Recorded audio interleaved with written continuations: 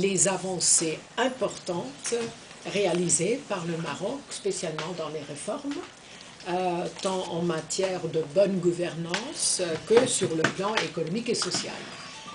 Et le fait que le Maroc soit le premier bénéficiaire des financements de notre politique de voisinage, effectivement, témoigne de notre volonté d'accompagner la poursuite des réformes. Nous avons toujours dit que la politique de voisinage, c'est une politique pour accompagner les réformes.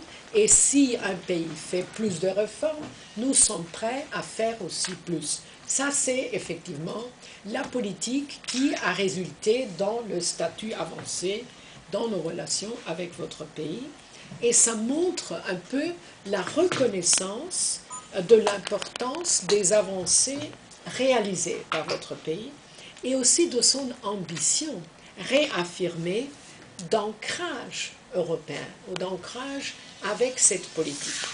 Et la reconnaissance aussi des efforts véritables entrepris par le Maroc vers un processus de modernisation et aussi de transition démocratique entrepris, je dirais, avec un certain courage depuis les dernières années. Il s'agit là, pour moi, d'une étape qui peut être qualifiée de succès pour votre pays.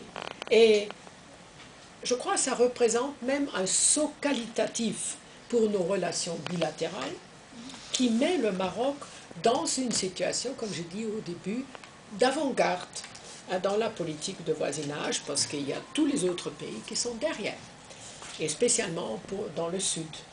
Dans l'est, c'est aussi l'Ukraine, qui est dans une position un peu similaire.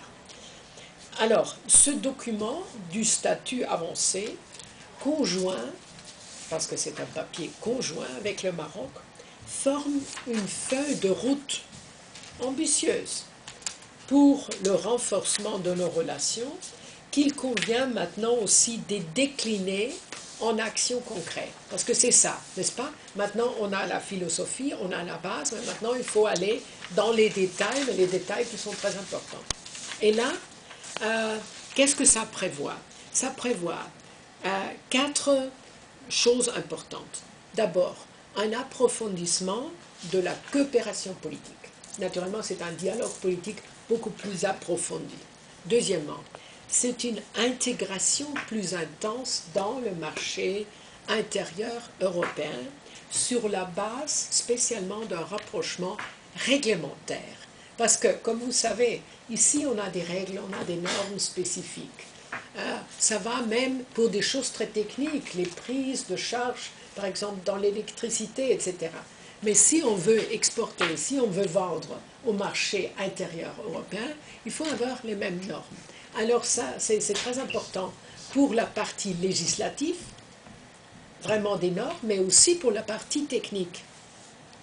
Et ça veut dire, c'est un rapprochement envers l'acquis communautaire. Ça veut dire ce que nous avons déjà fait dans l'Union européenne.